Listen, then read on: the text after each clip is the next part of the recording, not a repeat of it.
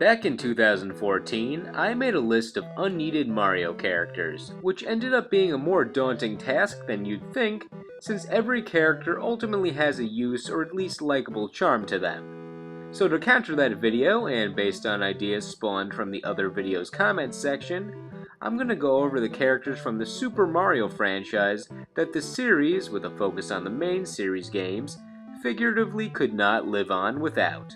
Now, what do I mean by this? Well, first, it doesn't have to do with who is simply a fan favorite. But what about Rosalina? Let me get to my explanations first, plus you can just watch the video to find out. I can't watch the list, I'm in the list just like you. I mean they contribute the most to the plot and adventure of the main series Mario games, but not in spin-off games like Mario Party or Mario Kart. However, characters that primarily show up in spin-offs will not be completely eliminated. An extra factor I'll add affecting how necessary they are is if the character has influence on the franchise beyond the boundaries of the games, like inspiration for new characters or on the fanbase. Though number one's choice will have to be a character that ultimately affects the game's journey. Also, I apologize for the sound quality of my co-host. Her mic is a poison mushroom. No, I don't want one. You'll be fine, just don't touch it directly. Like this? Yes, exactly like that. So let's go. It's the top 10 most important Mario characters. Number 10. Bowser Jr. Every good video game villain has sub-bosses that put up a good fight. Bowser Jr. fits that role and helps make the series fun. Of all the characters on this list, he first appeared most recently, officially showing up in 2002 in Super Mario Sunshine, where he pulled off the dastardly plan of getting Mario arrested and providing boss battles. Though he may be missing some of the iconic factors that other characters have, compared to the more notable missions that almost made number 10, Bowser Jr. arguably does the most in main series games. Plus, he has the potential to one day take his father's throne if that counts for anything. He's getting ready for the day when that happens, since he has his handkerchief that have fake sharp teeth on them since his real teeth have not grown in yet. It looks like a bib for spills. Don't you patronize him. He's basically Bowser's main general. Look at him, he has such an important job for being such a little guy. Leave him alone. Junior's vital main role in modern games is leading the Koopalings and conducting the kidnapping of the princess, allowing Bowser more time to meticulously plan his elaborate stages for Mario and the player to complete. Number 9. Pauline. She was actually suggested to be on my unneeded list, but when you look at her influence on the story of how the whole franchise unfolded, you'll see she was a vital part of Mario's heroic journey. Pauline was the woman Donkey Kong captured in the game Donkey Kong when Mario set off on his first rescue mission, back when he moonlighted under the alias Jumpman until he realized that was a horrible name. Pauline was just known as Lady at this time, but she was eventually given the name that she's known by today.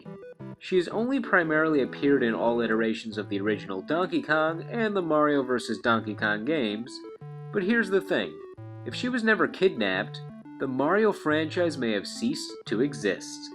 Mario would not have needed to rescue someone with acrobatic skills and swift movement.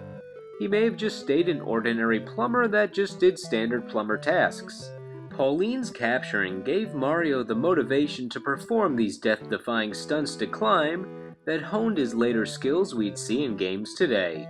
They're clearly broken up now, but the fact that Mario was the first called upon to save the Mushroom Kingdom in later famous adventures was likely influenced by the news that he defeated some King Kong-like primate with basic tools and human skills. Overall, Pauline was the necessary catalyst to jumpstart the Mario rescue business. Or if you wanted to take it a step further, you could credit Donkey Kong for taking Pauline, throwing barrels, and giving Mario an adventure to go on. Number 8. The Koopa Troopa. Koopa Troopas are the most versatile enemy in Mario. They may not be complex, either walking in one direction or back and forth, but they help both Bowser and Mario. Bowser uses them as his main soldiers, filling the land with their dominance, I guess. No one else seems to fight back who isn't on Team Mario. I would not quite call them intimidating, though. They're so cute. They're just little turtles running around in sneakers. Hey, they are elite warriors. For Mario, they're tools that solve problems. Oh no, I'm stuck behind a solid brick wall. I guess I'll just go home. Wait, I just jumped on a Koopa Troopa. I'll just throw him at the brick, and then we can get by with ease. His body can break through solid brick. That's pretty formidable. Or sometimes Mario just takes their shell for some reason. But when you walk off screen, they're back on screen with the shell, so I guess you don't have to feel bad for them. Don't ask his method for getting a new shell though, because... So you didn't take one from someone else? That's bullying. Okay, first off, I don't think you know the proper definition of bullying. Second, they just magically get them off screen. No need to overanalyze. That's my job. Where's he gonna find another shell to wear? On the street? That's stealing. Besides the utility of their shell on the field and the damage in Mario Kart, really they're useful for all eternity, since when they die, they turn into dry bones that reassemble when they are defeated. While other enemy types have zombie forms, hipster Koopa Troopa did it first. And if you want me to pick just one Koopa Troopa, since this is a list about individual characters, this one, from Double Dash. He seems like a swell guy. Number 7. Hi, I'm Daisy. Sort of. Wow, I really like her hair. She looks like a girl from the... Wait, hold on. Wasn't she on your Unneeded Mario character list? Are you trying to pull a fast one on me? Yeah, Daisy made an appearance on my Unneeded list due to her role in the plot, which is nearly non-existent. She never appeared in a main series game after Super Mario Land, where she was a princess from a different land, Sarasaland. And while she's a pretty hype character personality-wise, Nintendo underutilizes her by just using her in spin-offs. I'm not asking for her to have her own game, but at least put her in a game where Luigi's the main character. Why is he still rescuing Peach at the end to get a kiss from her? How can something be needed and unneeded at the same time? Is hot cold now? Is right wrong? The reason she's on this list, despite being on the other one, is because of her influence on the expanded universe of characters. A great point brought up by viewer Marco Paolucci on the other Mario list was if Daisy was never kidnapped at one time in Super Mario Land, giving it a reason to exist and become popular, the sequel, Super Mario Land 2, would have not been made.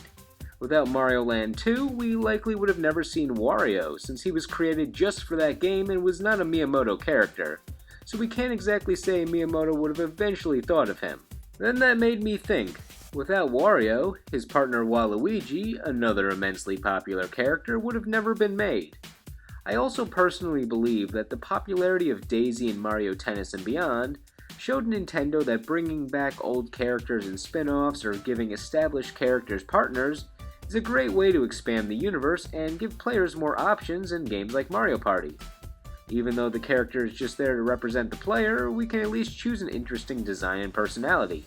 Removing Daisy may not affect the main game's plots, but it would have a butterfly effect where Wario and later Waluigi may have never been created, or no reemergence of Birdo as Yoshi's partner, or Toadette as a partner for Toad. In the end, Nintendo just needs to give spin-off characters like Daisy and Waluigi a bigger role to make them fully needed. Double fully, that's right. Number 6. Toad. Since there is a definitive Toad among the race, also known as Toad, which was a cruel and uncreative name Toad's parents thought of, Main Toad will be the focus of this entry. His first official appearance was in the US Super Mario Bros. 2, where he was part of the core 4 characters that were working to save the day, in Mario's dream. However, this was indicative of Toad's real-life abilities as he is the fastest of the game. If you want to assume he was one of the various Toads in the original Super Mario Bros., without his role of getting kidnapped and telling Mario the princess was in another castle, Mario may have never known where to go. We can't assume Mario has the knowledge that there are multiple castles in the Mushroom Kingdom, or that Bowser would be so predictable to use a bunch of fake castles in a real castle. For Mario Bros. 3, if one of the Toads was Toad, he either gave Mario items on his journey, or was one of the king's guards that told Mario the king was transformed. However, if Toad was never there, how would Mario know that's the king? Maybe Mario would have thought the king got a pet and bought a crown that looked exactly like the king's crown. Finally, as Peach's main assistant, sometimes, he does a good job of protecting her. Maybe. If we go by Smash Bros, and assuming that's the Toad and not another Toad, Toad sprays spores at the enemy when Peach pulls him from seemingly another dimension. So maybe without him, Peach would get kidnapped even more often? Number 5. Luigi.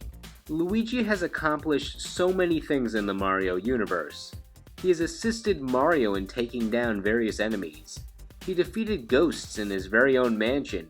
He has even saved Mario, but the world asked me to forget about this game. He is the original enemy-stomping partner of Mario, with his most unique ability being he can jump higher than Mario with less traction when landing. Still, in a game of basketball, I think we know which plumber would get drafted first. Subjectively speaking, he's the more interesting Mario brother.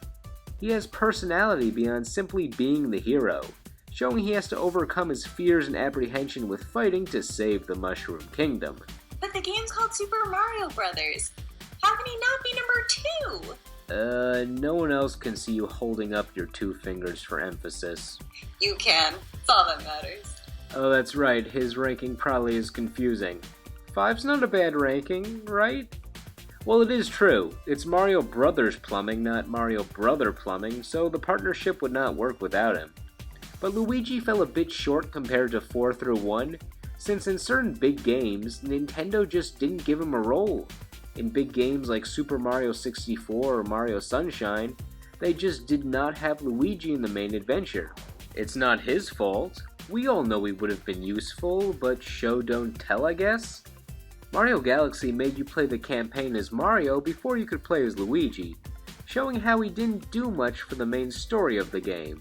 They fixed this in later games, allowing the player to freely switch between Mario, Luigi, and others, though with Mario still being the default hero.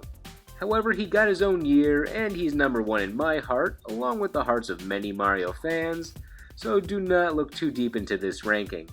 Number 4. Princess Peach. She barely beat Luigi, partially because she's half the reason we have a goal for Mario in the games nearly 100% of the time.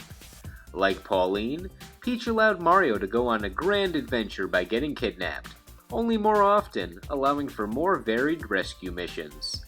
However, when she's not captured, she's still useful to the game. Like Toad and Luigi, she's an integral part of Team Mario, with the special ability of being able to float in the air for a period of time. And being royalty, she has all the wealth she needs, allowing her to purchase these items that she would send to Mario in Super Mario Bros. 3, which helped him on his journey. How did she get a P-Wing? That's like the best item ever. Instant necessity points. She also gave Mario a new mission that one time, so that was neato. Super Mario 3D World showed how she could be a part of the cast and fight, rather than always being what Bowser captured to give the game a goal. She once even rescued Mario and company on her own, in the only game starring her. In that game, she mostly used her emotions, her butt, and a talking parasol, showing she had a special set of skills rarely seen in the Mario universe. Outside of her physical abilities and proneness to being kidnapped, she's an expert baker of cakes. Sometimes it's the reason Mario goes to the castle, which is coincidentally when she gets kidnapped. So it means we do not need a middleman to inform Mario of Bowser's invasion. In Super Mario Sunshine, she appeared to be Mario's lawyer in his trial, so she may have excellent legal knowledge. She never got to show it off since the Piantas kinda rigged the trial, but her legal background may be how she leads a full kingdom that seems to be prosperous when Bowser is not taking it over for a brief amount of time. We don't know her princess qualifications.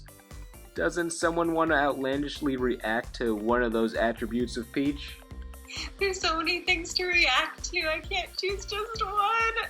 So in the end, while she may get a bad rep, Peach proves her usefulness in the series by helping give the adventure a reason to exist, assisting in the rescue mission, and having a special set of talents and riches that can add twists and assistance to the game's plot.